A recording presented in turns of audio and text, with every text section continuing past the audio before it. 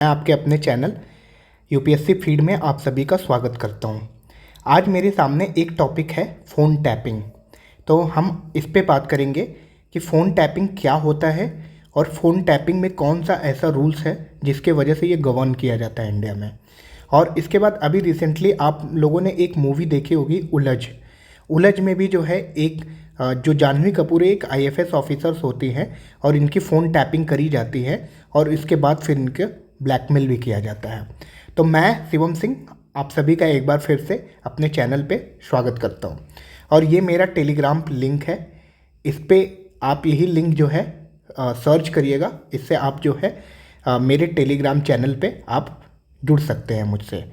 मैं ये वीडियो आपके अवेयरनेस और आपके यूपीएससी की तैयारी को और मजबूत करने के लिए बना रहा हूँ। तो लेट्स स्टार्ट कि फ़ोन टैपिंग क्या होती है। फ़ोन टैपिंग एक ऐसी एक्टिविटी होती है जहाँ पे यूजर्स के फ़ोन कॉल या और अदर एक्टिविटीज़ को ट्रैक डाउन किया जाता है with help of a relevant software. ठीक, तो ये फ़ोन टैपिंग हमारी जो होती है और ये प्रोसीजर जो है मेजरली कैरी आउट की जाती है without the targeted person being notified of any such activity. ये आप याद रखना। उसके बाद फ़ोन टैपिंग पे आते हैं। फ़ोन टैपिंग गवर्न किससे करी जाती है? तो फ़ोन टैपिंग गवर्न होती है इंडियन टेलीग्राफ एक्ट 1885 से। तो यहाँ पे एक प्रीलिम्स का क्वेश्चन भी यहाँ पे बन सकता है कि फ़ोन टैपिंग गवर्न किससे होती है। तो फ़ोन टैपिंग गवर्न होती है इंडियन टेलीग्राफ एक्ट 1885 से, इसको आप याद रखिएगा। अब इसके बाद फ़ोन टैपिंग को करने का सेंटर को है या स्टेट को है या स्टेट और सेंटर को है, तो दोनों को है। स्टेट और सेंटर दोनों फ़ोन टैपिंग कर सकते हैं। फ़ोन टैपिंग स्टेट में किसके पास पावर होती है? तो स्टेट में पावर पुलिस के पास होती है। सेंटर जो है मतलब स्टेट जो है वो पावर पुलिस के पास होती है।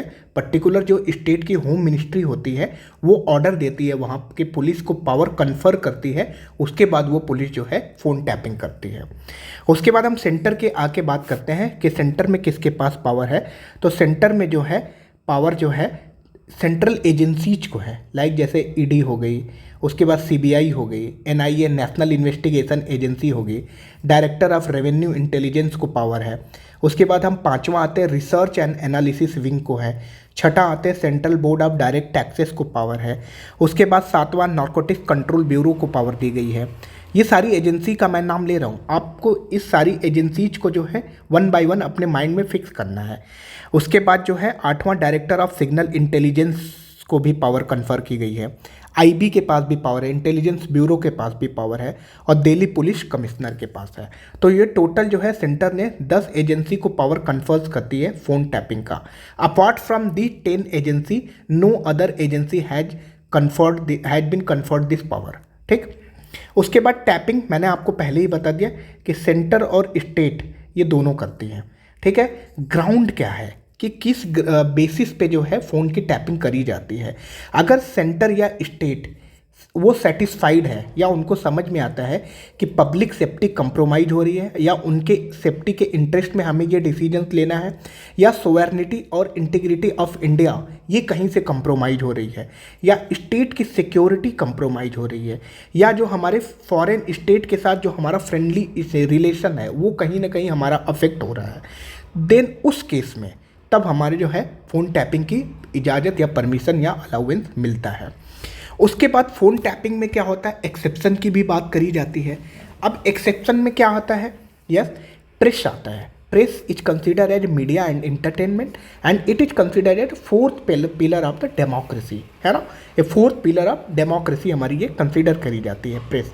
तो प्रेस में क्या है, देखो एक लीगल लैंग्वेज लिखा गया है intended to be published in India of correspondent accredited to central government और स्टेट गवर्नमेंट।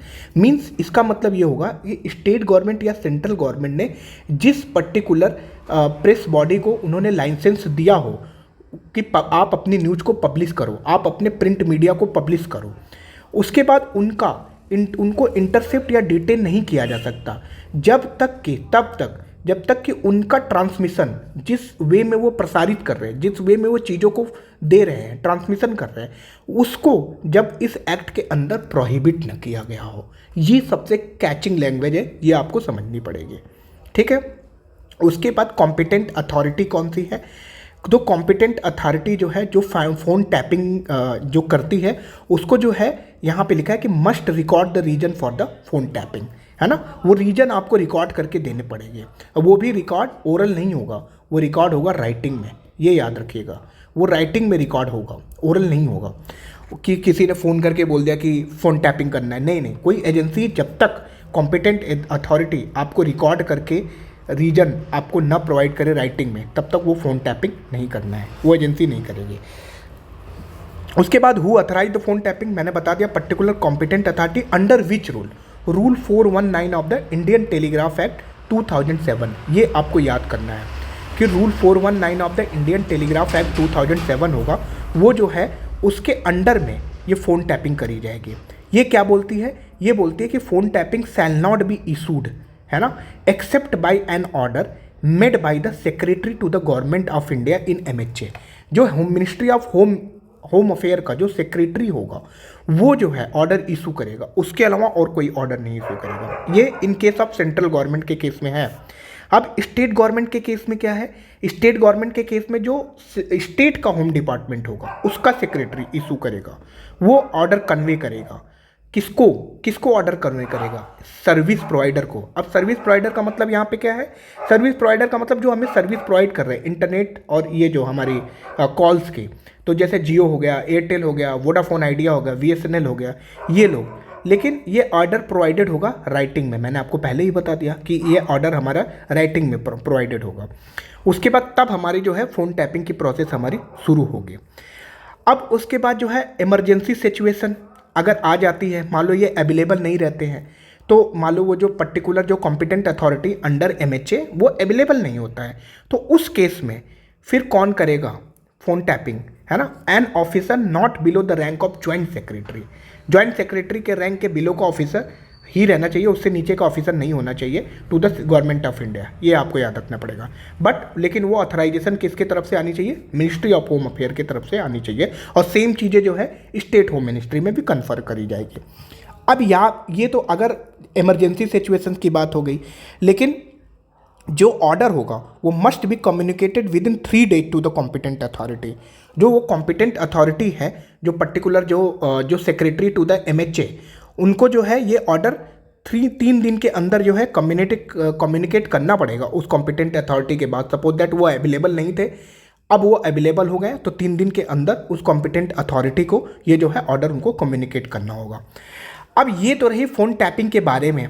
उसके बाद जो है इसमें कंसर्निंग पॉइंट क्या है, कंसर्निंग पॉइंट है यार कि आर्टिकल 21 क्या करता है, वो हमारा इंडियन कॉन्स्टिट्यूशन का जो आर्टिकल 21 है, जो फंडामेंटल राइट है, वो बोलता है कि नो पर्सन, पहले लैंग्वेज सुनना, कि no person shall be deprived of his life और personal liberty except according to the procedure establish by law. अब यहाँ पे आपने ये पूरा आर्टिकल पढ़ा कि किसी पर्सन को डिनाइड नहीं किया जाएगा उसकी पर्सनल लिबर्टी और पर्सनल लाइफ को जो है according to the procedure establish by law. अब यहाँ पे जो मैं पर्सनल लिबर्टी या पर्सनल लाइफ की बात कर रहा हूँ, इसका मतलब क्या है, ये पर्सनल लाइफ, ये जो पर्सनल लिबर्टी है और ये पर्सनल लिबर्टी जो आई है लाइफ के साथ वो जुड़ के उस सेंटेंस में, उस पर्सनल लिबर्टी का मतलब होता है राइट टू प्राइवेसी। अब ये प्राइवेसी किसी भी टाइप से होती है, अगर एक सिटीजन है उसको अपना राइट है कि वो अपने पर्सनल प्राइवेसी या और अपनी फैमिली की पर्सनल प्राइवेसी को जो है वो सेफगार्ड करने का उसका राइट है, like a family, education, marriage, child bearing, motherhood, these are considered as a privacy for the citizen. ये उनका राइट है कि वो अपने पर्सनल प्राइवेसी को जो है सेफगार्ड करें। तो ये मेरा जो है फ़ोन टैपिंग के बारे में सारी चीज़ें थी, कौन से रूल से गवर्न था, कौन से एक्ट के थ्रू आया था, उसका एक्सेप्शन क्या था, सेंटर और स्टेट में किसके पास कॉम्पिटेंट अथॉरिटी के पास पावर्स होता है, सेंटर में कौन कौन सी एजेंसीज होती हैं, स्टेट के अंदर किसको पावर कन्फर की जाती है, गवर्न किसके द्वारा की जाती है, ये जो है फ़ोन टैपिंग के बारे में था। तो रिसेंटली जो है आप लोगों ने ये मूवी देखी होगी, उलझ मूवी, इसमें भी सेम इशू हुआ था, पर उसके फ़ोन टैप हो जाता है तो उसको ब्लैकमेल किया जाता है। तो खैर ये मूवी आप लोग आगे देख लेना, मैं इसके बारे में और नहीं बताने वाला, पर मैं ये बताने वाला हूँ कि ये मेरा चैनल UPSC फीड है, आप इसको ज़रूर से जो है टेलीग्राम पे सर्च करके आप इससे ज्वाइन हो जाइएगा। मैं ऐसी वीडियो आपको लाने की और ट्राई करूँगा जिससे आपकी नॉलेज और अवेयरनेस दोनों जाके इन्हेंस हो। ये मेरा कोशिश रहेगा आप लोग के साथ। मैं इसी मिशन पे आपके साथ काम कर रहा हूँ और मैं धीरे धीरे प्रीलिम्स स्पेसिफिक भी वीडियो आपकी बनाता रहूँगा। Thank you guys, thank you so much.